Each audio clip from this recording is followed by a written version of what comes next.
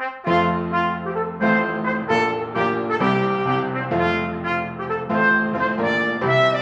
and welcome to Politically Incorrect Knitters. My name is Ann Pinkava, joined as always by the lovely Deplorable Knitter. Hey everyone, thanks for joining us today. And we are sponsored by Chicken Lady Fiber Arts. Go to chickenladyfiberarts.com and get 20% off your order with our code FOOL20PIK for the month of April.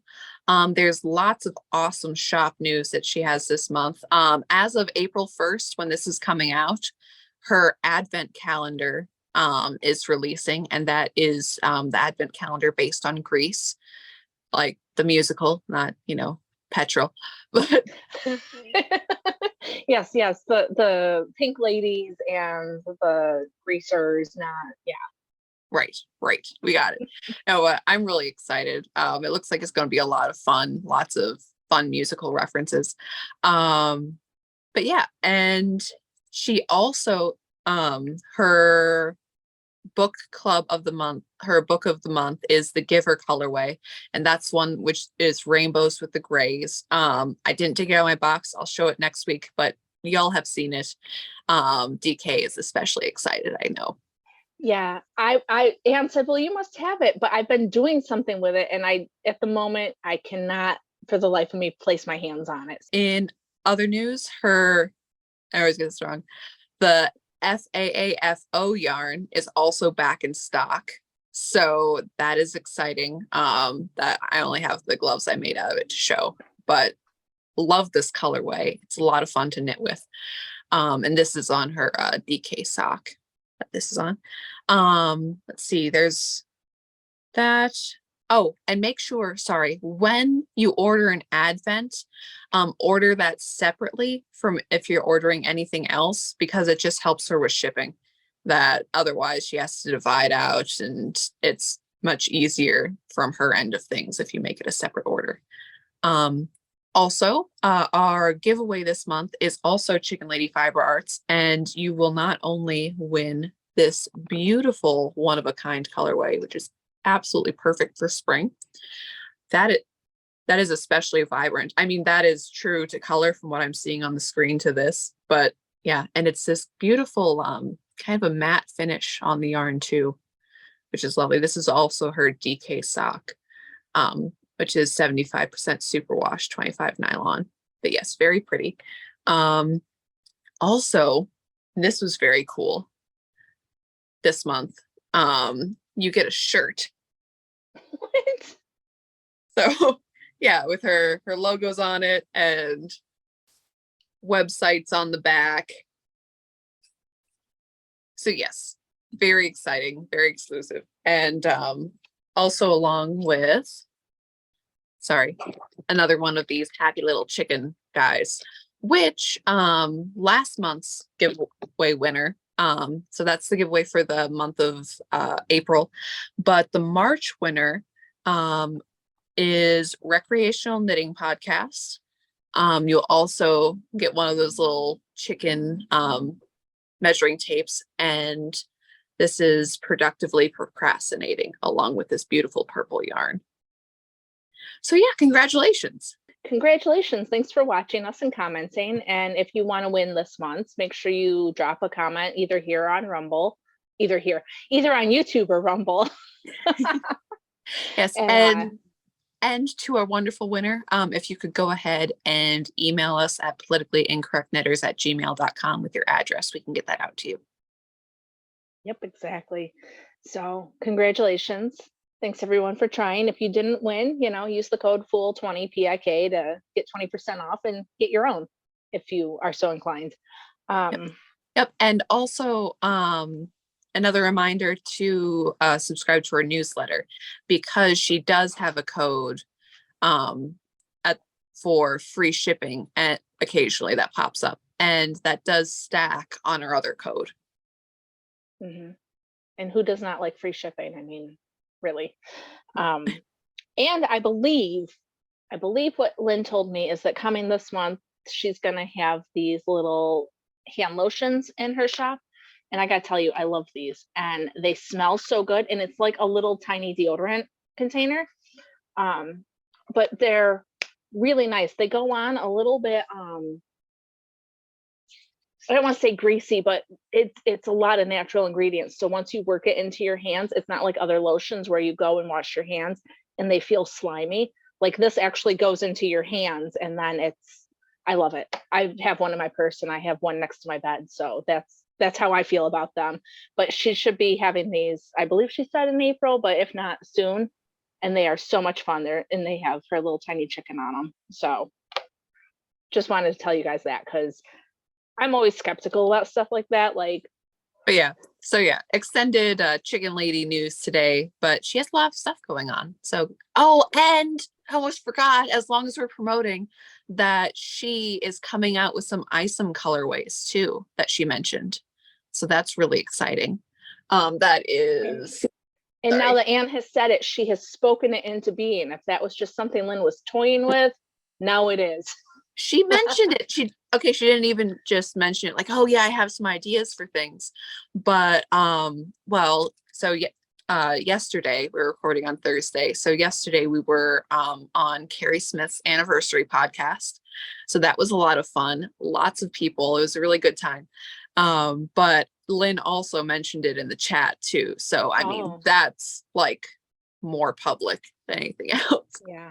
I didn't see I was on the thing, but I wasn't on terribly long. I had some technical difficulties, and so I got back in, but it was bedtime here, so I missed a lot of it, unfortunately. And it went almost 6 hours. Did you see that? Yeah. It was like 5 hours and 45 minutes. I was like, holy moly, man. I know. And I had to leave. I mean, there's like only so many people could be on screen at a time. And I had to leave. And later I was on a show with Horror Amorata, who is on our Tuesday show, if you haven't seen that. But she's part of a show called The Midweek Hump with a guy called Shagsworth. So, and it was their 1-year anniversary too. So I'm like, oh, cool. It was pretty too, because okay, they're a great group. I love talking to them. I wish I could have stayed later, but it was getting really, really late here. And but yeah, it was funny that, you know, you sort of show up in the lobby beforehand and she wasn't there. It was just a couple other guys like, oh, so who are you? It's like, oh, well, you know, oh, I'm sorry, I don't know you. I'm like, I don't expect you to know me. I'm from the knitting world. It's okay. Anne is bringing knitting to the geek world. It is her mission. It is my mission. But here, okay, so I don't know exactly what Lynn is doing for her colors, but I do know that a Yaria colorway has been mentioned.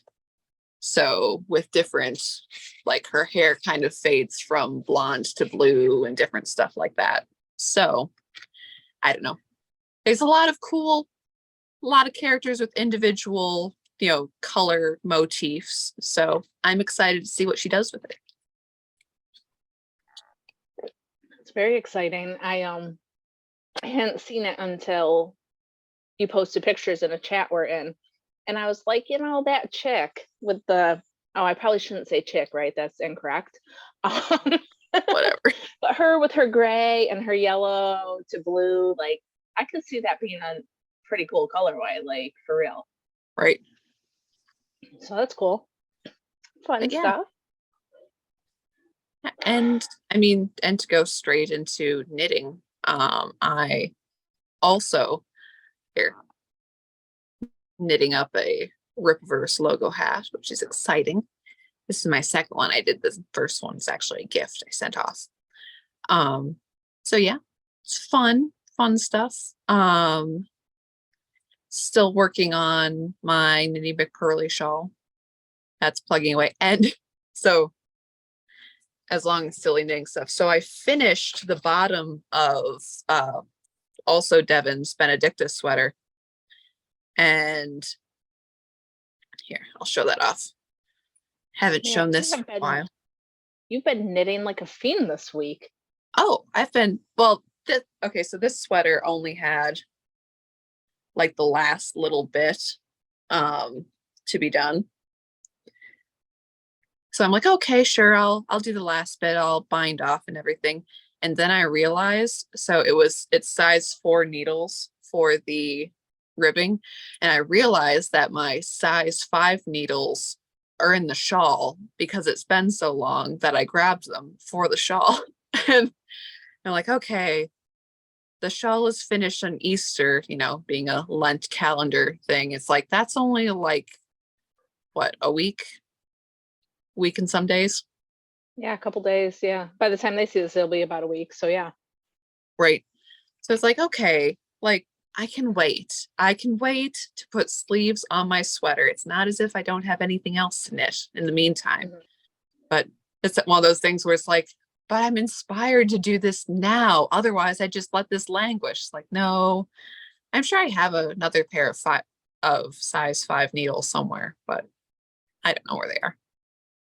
I know where these are. They're stuck in my shawl. Yeah.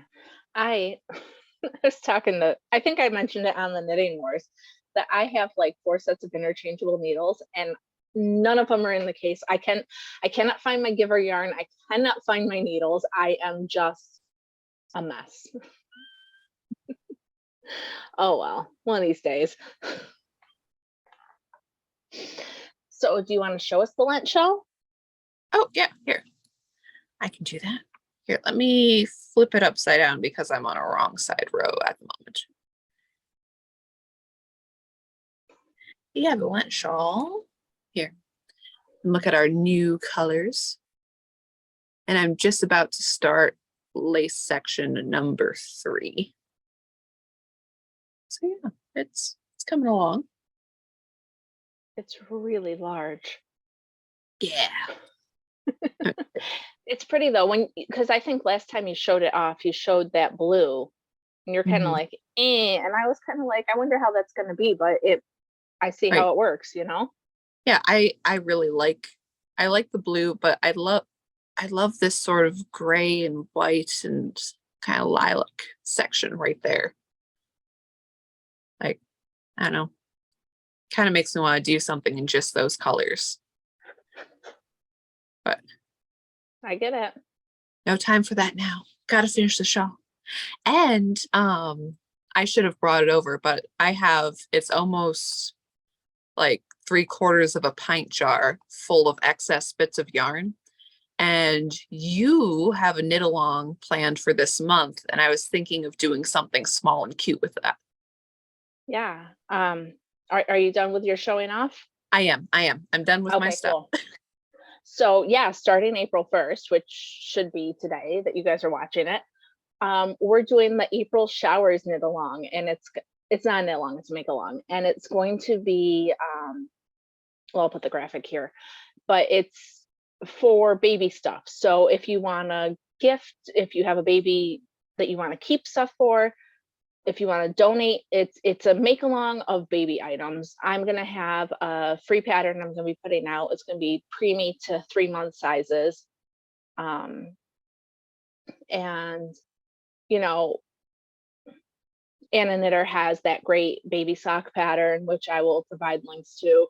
And we're just trying to get a little bit of community, and the tagline is April showers bring baby knits. And I just thought it would be a fun little thing, because a lot of people said they didn't want to get into knit alongs with huge projects or, huge time commitments. And I get it, because I'm a ADD knitter. Like, I don't have time to do a whole bunch of stuff. And so we're going to focus on small things. And the hashtag is April showers MAL 23. So April showers make along 23. And you use that hashtag on any of your finished items. And there's going to be 3 prizes given away: pattern, knitting accessory, yarn. Don't exactly know what they are yet, but it will come together by the end of the month and you guys will get prizes. It'll be fun. Yeah, so I'm doing that. It's on Instagram. And then if you guys don't do Instagram, you can email me the pictures at deplorableknitter@yahoo.com, and I'll enter you. Like, if you say, hey, this is for the make along, I'm not on social media, obviously we can do that too. So that's that. And then I wanted to show off my new shirt. It says St. Jude on it. I got it because I've been participating in the St. Jude knitting challenge. I've been raising money for St. Jude this month, and everybody who donates to me gets an option to win a prize. Not everybody who donates wins a prize. Everybody who donates will be entered for an opportunity to win one of my finished items. So that's happening. And I was just telling Anne beforehand that I've got like there's 3 hats for sure I'm going to finish hopefully tonight.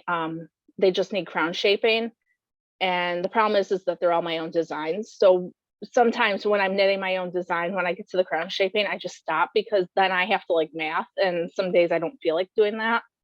But I've got 3 hats I'm going to finish so that they can be part of the things that you guys can win. And I will put them up here. And if you want to donate to St. Jude, I have a link in my Instagram bio that is for my fundraiser for this month. So cool.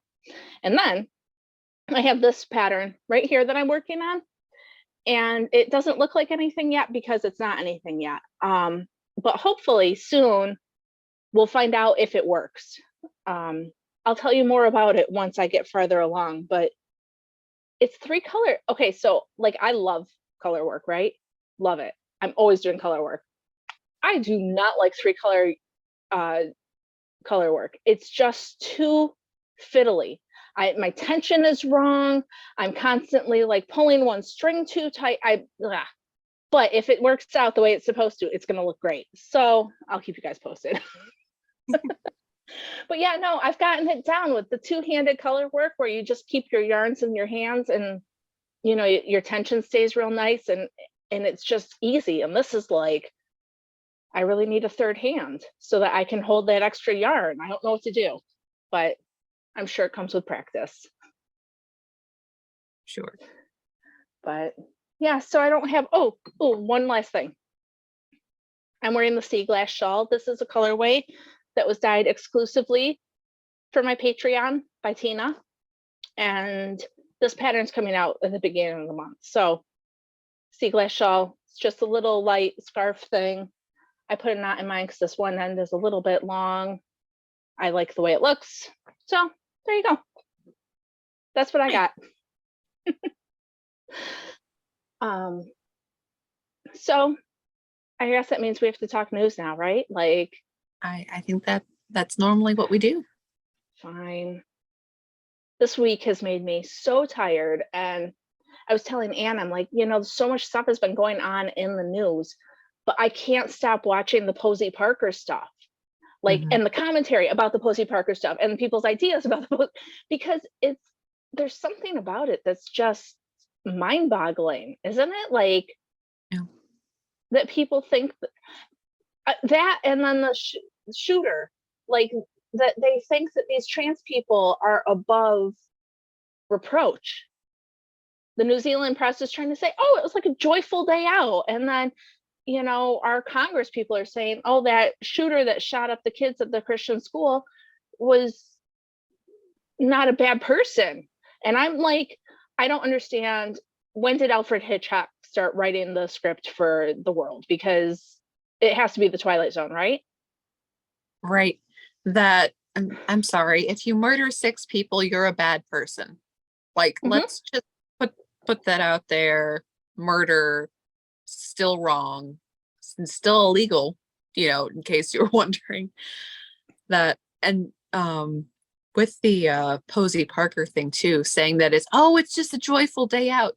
There was a 70-year-old woman who was beaten several times at this joyful day out, and the cops didn't do anything. Okay, they did enough to get Posey Parker out, but they did not police that crowd when the crowd got violent.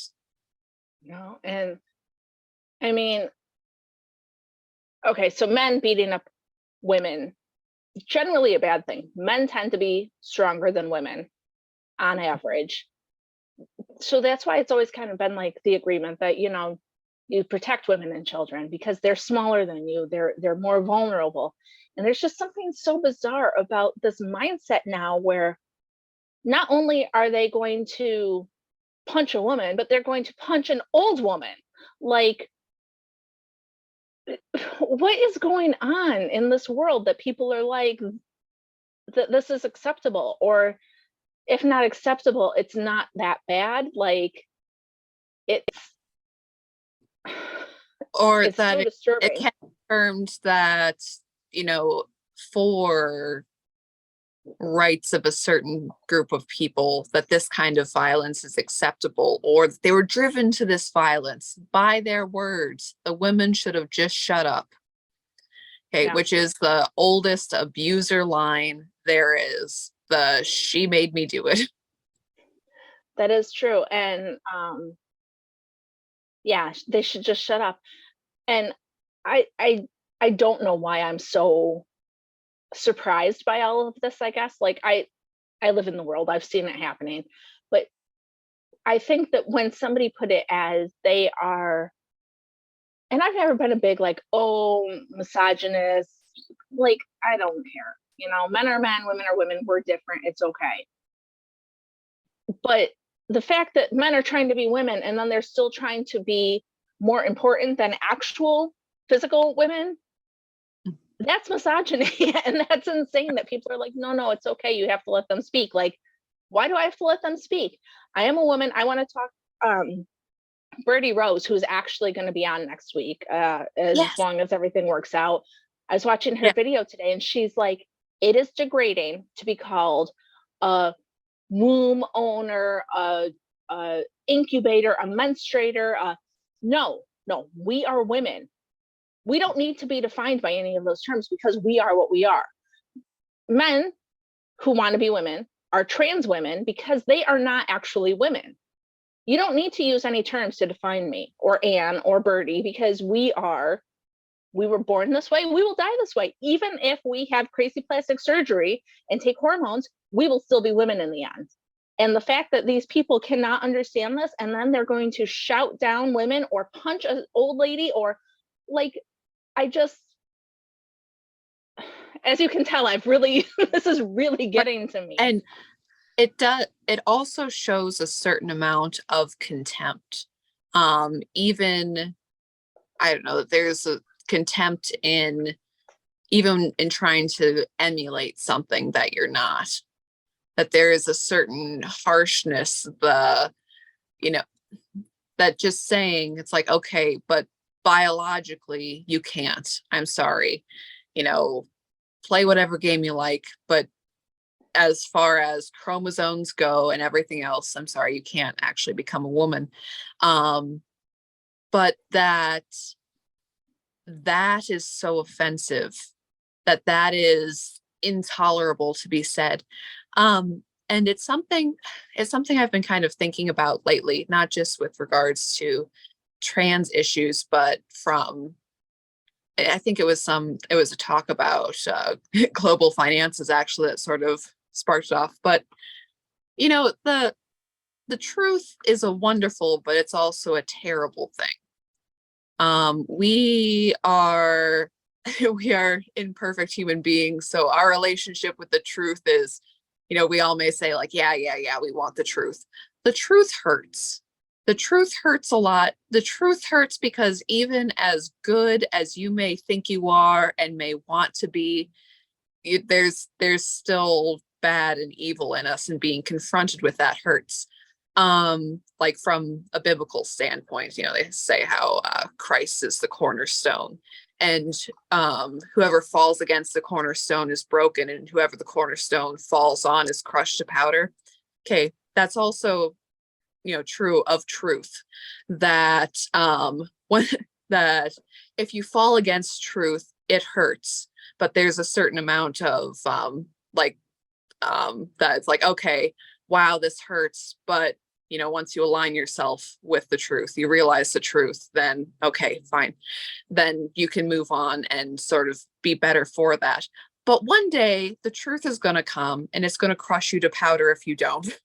Which is also, it's not a nice thing to say, but there's an old saying, I don't remember who the quote is, but if the truth kills it, then let it die. And sometimes you have to consider that might be you, that and even as a country and as a nation, the saying that, the side of right will win, we will win, but okay, truth will win. Let's make sure we're aligned with truth. Because whatever part of us that isn't of truth is, it can't stand in the end. I hope it, sorry, I'm not sure. I know that's a total different rant from the trans thing, but it's like, again, it's what we're dealing with right now, right, because these people are refusing to these people are refusing to acknowledge what they can see in front of their own faces. They're trying to tell us that a cat is a dog, even though you can look at it and say, no, that's a cat. And that's the thing that you're getting at, is that in the end, yeah, you can dress it up any way you want to, but the truth is going to come out. And if you are not, right. Yeah, and also I'd say that it's like, oh, you can say my truth, your truth, whatever. And you know what? Maybe we're both wrong. And this it's like, well, my truth is this or that or anything. There is the truth. And maybe we're not aligned with that truth that like we should, or we need to explore more, we need to see more, whatever. It's like, sure, maybe you disagree with me and you think my quote truth is wrong. Okay, fine. But it's going to come out in the end. And saying that this is okay. And there is, I don't know, I think it might have been Solzhenitsyn. He's always a good person to come to in times like these. But that living a lie and talking a lie is degrading. That going along with a lie is degrading. That saying that things are all right when they're not. And that saying like, no, you have to say this. You have to say that this is a woman and that this man is a woman and has the rights of a woman and can be in a women's prison. And you can say, no, I'm not saying that they shouldn't be respected with, as a human being. But I'm saying that you can't just classify someone as a woman because they say so. That is a certain amount of, you gotta.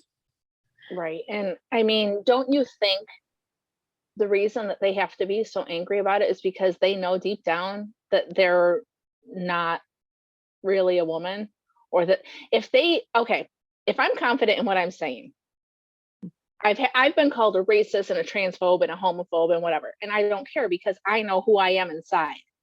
I don't need to go fight these people. I don't need to shout at them because I know who I am and I'm okay with that. And at the end of the day, I believe that what I am doing is the correct thing.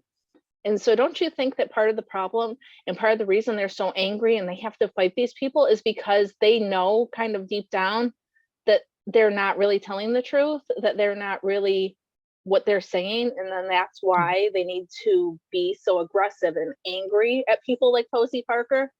Right. There is a certain amount of, I have no argument, so I'm going to talk louder.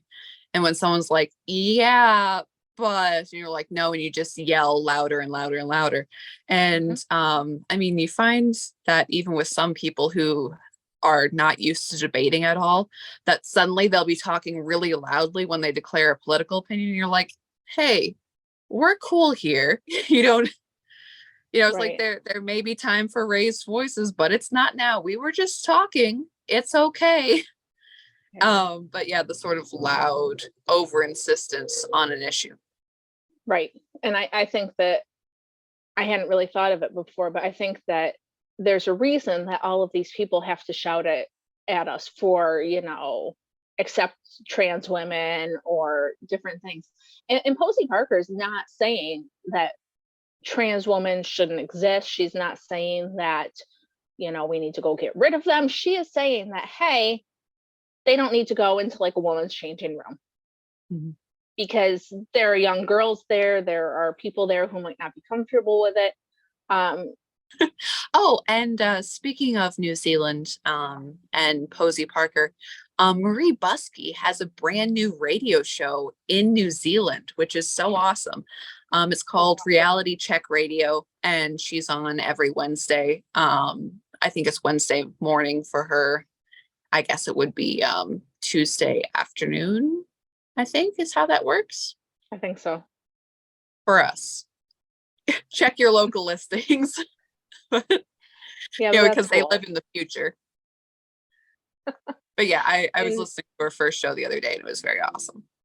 yeah, and for anybody who has forgotten, Marie Buskey is one of the owners of Skeins Yarn in New Zealand. She is an outspoken uh, anti-vaxxer, truther, whatever you want to call her. She, you know, she's pretty firmly in the truth, so that's cool.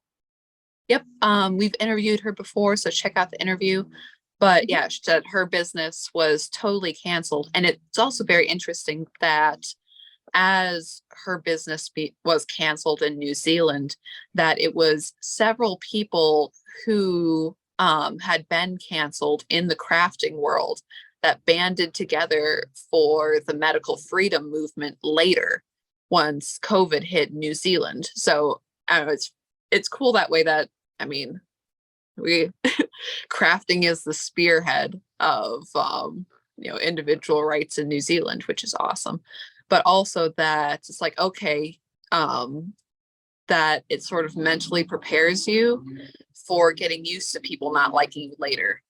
And it's like, Yeah, okay, someone's going to disagree with me and they're going to be vicious about it. Like, okay, this has happened before. Once this happened once, you can pick up and you can move on. exactly. And yeah, it's cool that canceled crafters got together, but I think that the whole knitting thing is a microcosm of the whole world. So I'm sure there are people who have been canceled and other things that have, it's just really weird to see it in such a small little group of people. It is. We talked a little bit about the school shooter um in Nashville.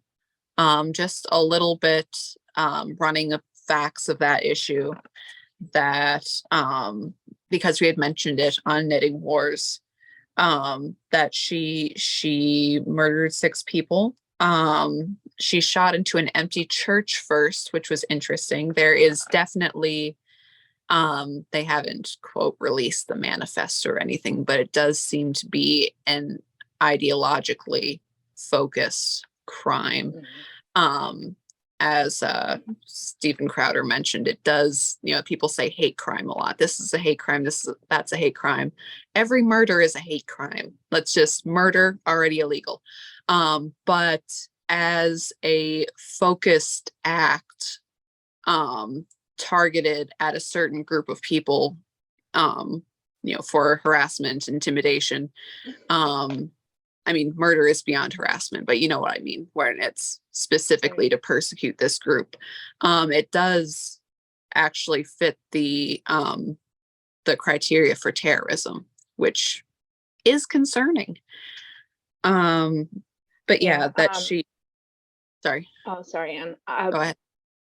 You know, I'm sure we'll get to this later, but everybody's getting to we have to do gun reform, blah, blah, blah. Isn't it terrible that our kids are dying? And I am not saying in any way that it's not terrible.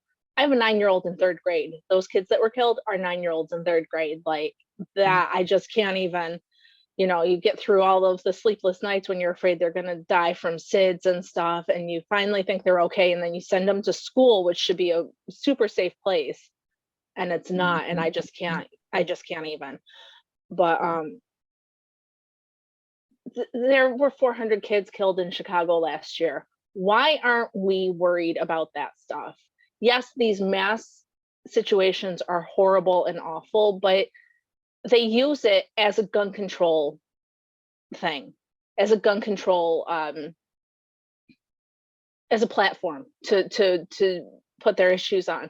And we just, as a country, we need to start paying attention to these other things that are happening. It's easy to be like, oh well, it's Chicago. I don't live in Chicago, so but those 400 kids in Chicago lost their life or whatever the number was. And we need to start, the killings in the schools are not okay. Accepting the killings in these cities is not okay. And we need to start asking people to be held responsible because, yeah, you spend your whole life taking care of your kids and then you think that they're okay. Probably in Chicago, they're all you know, doing kids stuff, and these things are happening. It's just Right. I the mean, outrage needs to be at more than just these single events. I'm not saying that we don't also need to be outraged at these, but it you can't. right. And not to mention that all of these kids in Chicago, or just generally the murder rate in Chicago, it's terrible. Chicago, has some of the strictest gun control rules around, and they have gun-free zones and woohoo, isn't this great? And all of the gun-free zones haven't worked.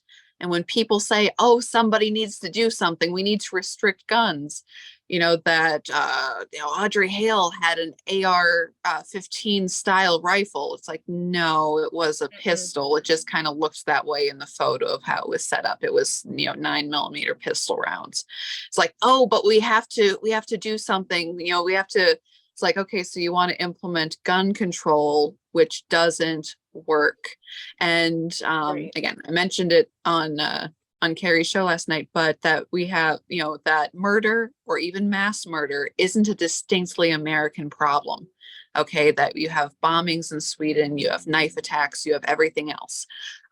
That banning the weapon doesn't, it's like that's not an effective solution. And also, not to mention that the school didn't have an armed guard, and that's something that a lot of Republicans talk about, the having armed guards in schools would be helpful. The police, I mean, for the amount of time, it was 14 minutes from the call to them taking out the shooter, which is impressive. That it was, I forget, it was something like 4 minutes or less than 4 minutes when they're on, like, actually at the location. That took 10 minutes to get there. Um, That, before you keep on with your stats, sorry, but sure. you said that they're saying, oh, it's an AR-15. Part of the problem that we have in our country now is education. People see a gun, oh my gosh, it looks scary. But if you know what a gun is, you know the different parts, you know how it works, you know what different ones look like, it takes some of the fear out. My kids, we were going to somebody's house and I said, now they have guns there. So if you see a gun, you don't touch them. He had a BB gun out and the kids were scared of it. And I explained, it's a tool. If you know how to properly use your gun and you use it the way you should, it is a tool. It can be an effective tool. It's not to say that people aren't misusing them, but I also think that this fear that people have bred into them makes it much worse. Because when you don't understand something, then it's terrifying. Right. Yeah. And I mean, I may have told this story before, but that I was, a while back, it was working in a food service job, and there was a high school girl there, and I was chopping vegetables. And it was like, I'm just going along doing my thing. And she was like, oh, knives. And like, how can you go? Sorry, I know that it's a little different between, but in her mind, any knife at all is, oh, that's dangerous, don't touch it. It's like, you have to have respect, like you said, for any tool, but also you can't, I mean, fire is a tool, but you need fire. A hot stove is a tool, and you have to have a certain amount of respect for it so you don't burn yourself. But you can't go around life saying like, oh, I'll never use a tool ever, because there is a level of danger there. There's adult responsibility that you take in saying, okay, I will use this, because otherwise, how can you get stuff done? And a gun or a weapon, it's like, okay, this can be used for terrible things, but this can also be used to defend against terrible things. That it's like, okay, this could kill someone, this could stop someone from killing people. And there's also there's estimates anywhere between 500,000 and like 1.5 million, depending on which statistics, but of defensive uses of guns, as in no shots are fired, but someone pulls out a gun and says, hey, stop, and they do. Okay. That without having a weapon of equal force, and especially as women too, that if some guy comes at you, you can try, but there's not a lot you can do because there is that strength difference between the two. But as a woman, it's the great equalizer of like, no, I, am now able to defend myself, to stop someone who may be a threat. So yes, so learning responsibility, learning, when it's appropriate, when it's not appropriate is all very important. And also, sorry, not to rant more, but I also wanted to do the statistics on child death because they always pull this number of, that guns are the leading cause of death of children in 2020. And, think about the children and what are we doing? Okay, so the number breakdown is very important there, that it is, if you count child from 1 to 19 years of age, then it's the leading cause of gun death, which also includes a bunch of teenage gang violence, is all of that statistic, and some teenage suicide as well. But that the number, if you only take years 1 to 14, the leading cause of death in children is accidents, that, drowning or car crash or, accidental fire, something like that. But yeah, if you just take the numbers of 15 through 19 out of that statistic, that is 85% of all gun death. Wow. So yes, so it's funny how you can, and that's the thing about statistics. Like, I'd love to listen to Tucker. He uses a lot of statistics, but if you don't know where the source is or what the metrics are or whatever, you can make stuff say almost anything you want to.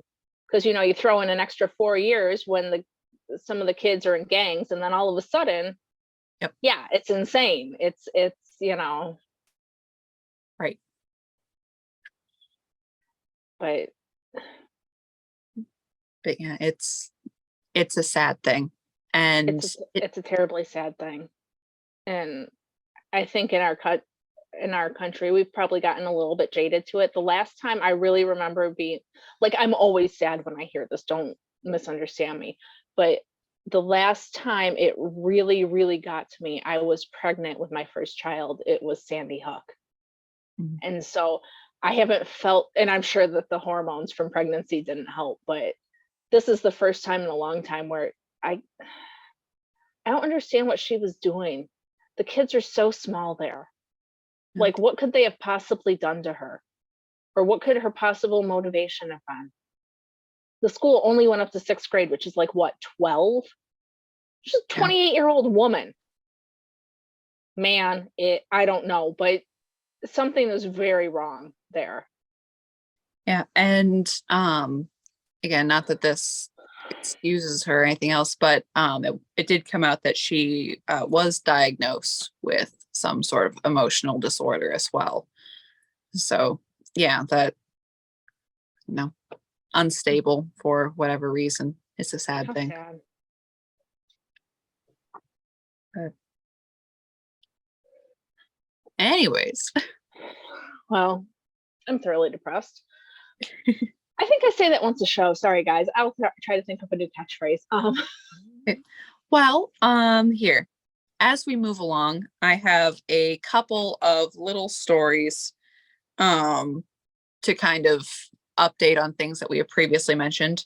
Agatha Christie novels are the next ones to be censored, and as I said before, not an inch. Not getting Miss Marple, not getting Ninja Turtles. If they come after the Betty Crocker cookbook, they're not getting that either. I don't even like the Betty Crocker cookbook. It's a worthless cookbook. Anyways. Okay, so I'm not saying that the sensitivity readers are right by any means, but my kids and I have been reading Charlie and the Chocolate Factory. I don't know if I've told you guys this yet, but the way that they describe Augustus Gloop is hilarious. It is so horrible. He is fat and lazy and he eats all these meals a day. The description is really out of control, but the thing that they are missing is that as he's saying all these things about this character, you can see him in your mind. He's, and then I can't remember the other girl's name, but the one where her dad gets all the people in his factory to open all the candy Oh, bars to yeah. find her. Is that Violet? It might be No, Violet. Violet's the one who chews gum. Oh, Veruca. yeah. Veruca You know, they're talking. Salt, I think. Yeah, they're talking about Veruca Salt, and they're like, the report in the paper is like she was an odious little girl having a temper tantrum and flinging herself around, and yeah, it's not a nice description of a person. But I mean, as an author, the fact that he can use these words, and you can, like, my kids were dying laughing when they were talking about this stuff, because you can see it so clearly in your brain as they're talking about it, that it's like awesome. And Right. the fact that we're so sensitive, oh my heart, go away. Yeah, but also, and this has been speculated by different people, like these kids are personified vices. Okay. Mhm. That Augustus Gloop has a gluttony issue, that this is a problem and this is wrong and you shouldn't behave this way, kids.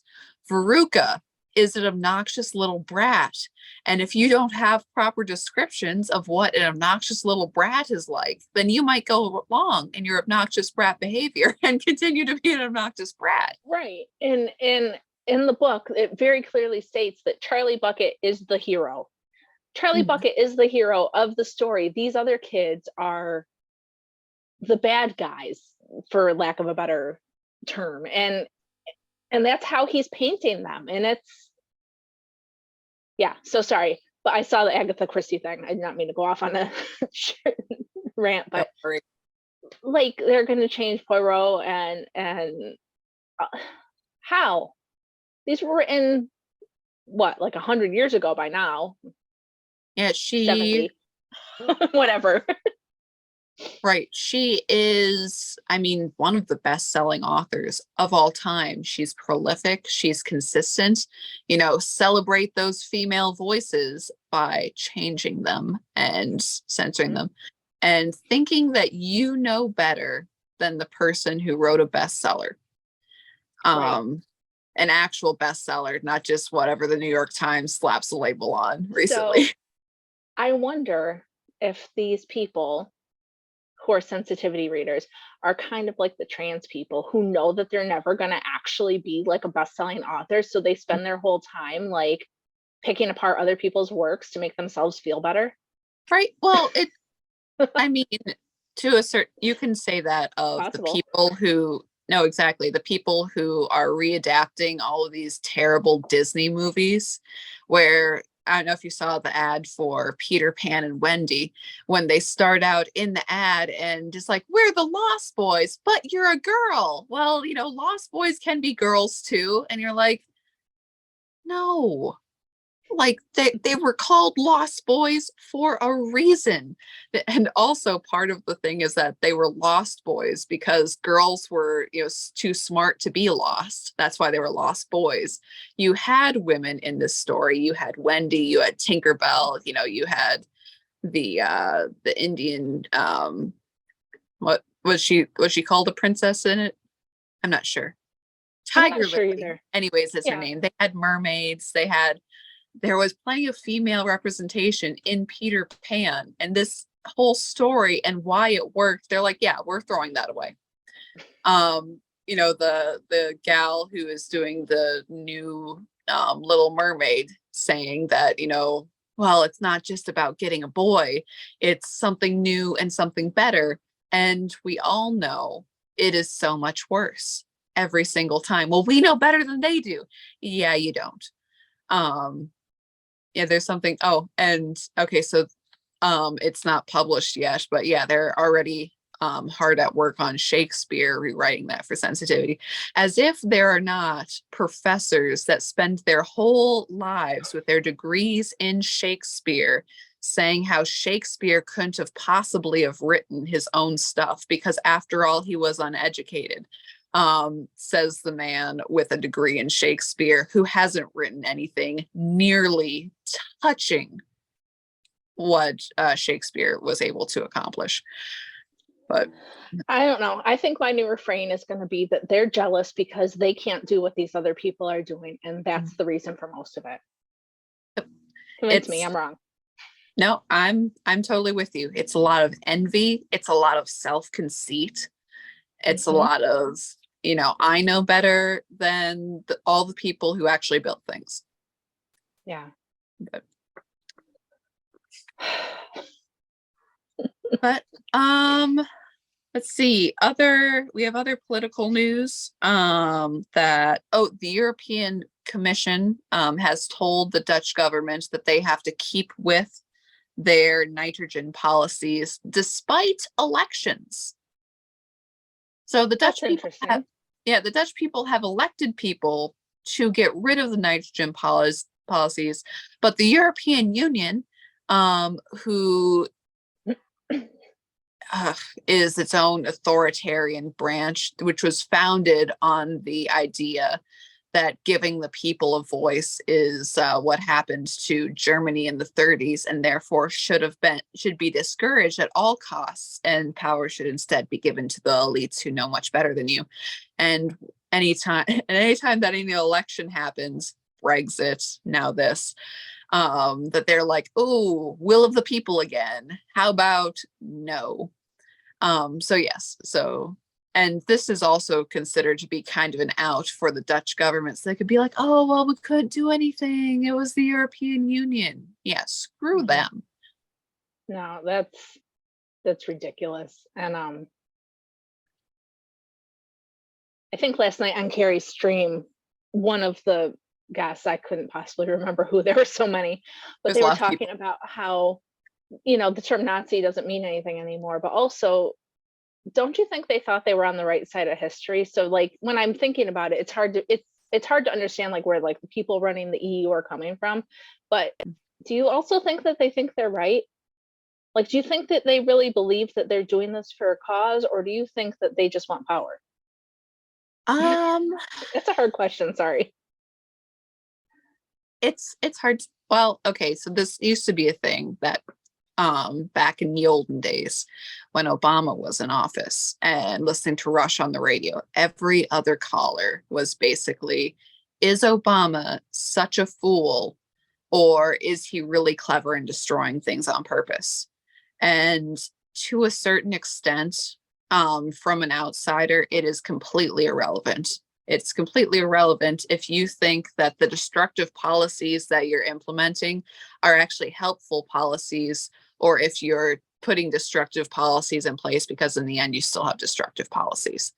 I would say, I personally, it's the whole conceit and envy thing. I think the European Union think their farts don't smell, and that they are really going to save the world by authoritarian madness, and that they think this authoritarian madness is fighting against those horrible people who they like to think are authoritarians, because they disagree with them. That in their mind, it's always the elite intellectuals who are justifying atrocities first. Marxism, beloved by the intellectual class. Socialism. Okay, how many people were hot for socialism? And, well, look at the Times Magazine covers over the years of who got Times Man of the Year and how cool that was. And, oh, well, I guess because genocide is happening, we're concerned about it now. We're like, oh, no, we're distancing ourselves. Okay, the things that they were implementing were a problem before genocide. Okay, genocide is the ultimate evil, but it was still bad and wrong of them when they started with segregation. Okay, and while this all is connected, like the bad stuff, it was already bad, and they thought it was cool and intellectual, and isn't this nice, and ushering in the better tomorrow. And eugenics is connected in with a lot of that. And isn't it so kind and merciful of us to only let the happy, pretty, healthy people live? Okay, this is a massive issue in valuing some life above others, and that is considered the happy, kind, intellectual thing to do. Okay. And it's, you can only be this stupid through education. And yet it happens all the time. And it will happen again. And yeah, sorry, that's my rant. And again, I asked for it. It's okay. I know. And back to the truth thing, no amount of waffle will make the truth untrue. No amount of books, no amount of writing, no amount of, oh, that's the old-fashioned way, but we're much more advanced than that. We will never be much more advanced than the straight up truth. You are correct. Quick thing, just a little, sorry, I know. I will actually move through this quickly because the FTX founder, the Bankman-Fried guy, we all remember him, had all the crypto. Crypto was money laundering through the Ukraine, all of that good stuff. He gave $40 million in crypto to Chinese officials. So that's also a little stir of the money pot. Whether or not that crypto is worth anything now doesn't really matter. But just, I thought that was interesting. That is interesting. And that's not something that I've heard watching, fairly mainstream news. So right. That's funny how that is. Yeah, that's still something that's seeping out. Oh, and Jacob Chansley, Buffalo guy, is out of prison 14 months early. So good for him. And I read an article that said it was based on the video footage of him being led through the Capitol. But I heard that he is going to be required to go to a halfway house. He's not just released. So they're still kind of like, I'm not exactly sure what they're doing with that, but it's still crappy stuff. And it is also everything that happened, that he was held in not only prison, but solitary confinement for so long before, the whole thing of, constitutionally, we have a right to a speedy and just trial. I want the speedy and just trial t-shirts. There's a lot of Second Amendment ones. Love that. First Amendment. Love that too. Speedy and just trial. That's my party. But that he was held in jail for so long. They gave him 14 months. He basically had to plead guilty, even though I saw he was innocent. And the footage that was, out on Tucker Carlson, I mean, it's excellent that Tucker had it out there, but that was withheld from his defense. Yeah, his lawyer did not have that during his trial, and that's just absolutely important, like for real. Yep. And that, I mean, there's also footage of him reading out what Trump says, saying that to be peaceful, saying that we're not to do anything, that, the guy's greatest offense is having, all the buffalo horns, that he was more of a costumed person in this protest. So it's easy to identify and then sling mud at him for all of this. And basically to erase his rights because he was dared to be known as the QAnon shaman. But yeah, sorry, I saw it again. What happened to him? Absolutely evil and abhorrent. And I'm glad that, at least through all of this, he can be out of prison earlier. But sorry, if you saw the Babylon Bee thing saying that the, Buffalo guy is, tagged and released into the wild. I did not see that, but did you see the thing that said the Babylon Bee, like more than 100 of its articles that were like super fake have come true? Like, yeah, it's funny, but it's also really, really sad. It is that they are consistently good. Like, they are hilarious. Yep. There was there was a headline that came out this week, and it was one of those ones that was a little harsh, like, ooh, I wonder if you guys have been sitting on this one for a while, and it's like, okay, it's sort of blown over now, we can release this without being, but it was, Chris Rock makes up with Will Smith by sleeping with his wife. I was like, oh, that's funny. Wow. And that is harsh, but you know what? Sometimes you need to just say the thing. Yeah, sometimes like, oh, that hurts, but yeah, that's kind of how it be in the Smith household, unfortunately. Oh man. So there's a lot we've been fired up about this week, but good news is there's always knitting. Yay, knitting. Yay. And so if you like knitting like us, make sure you check out Chicken Lady Fiber Arts. You can use the code FOOL20 PIK for 20% off your order. Anne's got the giveaway. I do. And comment below to enter the giveaway, both YouTube and Rumble. Yeah, and make sure to check us out on Rumble too, subscribe to us there, because Rumble is growing by leaps and bounds. And they also do this fun thing where that it was just announced yesterday that like the content creators get 100% of the revenue from Rumble to the end of the year. So it's pretty awesome. Because as we know, YouTube, like if you send a super chat on YouTube, YouTube gets a third. A third, which is a lot. Right. And even though, like we get ad revenue and everything, that's it's like, yeah, but we're not getting all the ad revenue. And to a certain extent, you're like, yeah, it's a website. They run ads. They give some to the creators. That's very nice of them, whatever. But yeah, like that Rumble is doing, like, no promotional, you get 100% of your revenue is awesome. Yep. And you should follow us on Rumble, just because you never know when YouTube is going to decide that we've said something that's just horrible. And so, make sure you know where we are, because if we ever get taken off of YouTube, which could happen, we will be on Rumble. Yep. Politically incorrect knitters, no spaces, because Rumble's search feature is still weird. They're growing a lot of stuff though. There's some growing pains there, but they're making it go. Yeah, for sure. And you can get Rumble on Roku. So nice. You can do what? You can download Rumble on Roku too, which I learned this week. I didn't know that. That's cool. Yeah, so make sure you're following us on YouTube, Rumble, Instagram, Twitter. I have a group on Facebook that's been inactive for 2 years, but hey, you can check it out. And like, comment, subscribe. Check out Anne on the midweek hump. Is that what it's called? Episode 52, the 1-year anniversary special. The 1-year anniversary, and we were both on Carrie's 1-year anniversary special on the Program channel with Carrie Smith. Yeah, so make sure you follow.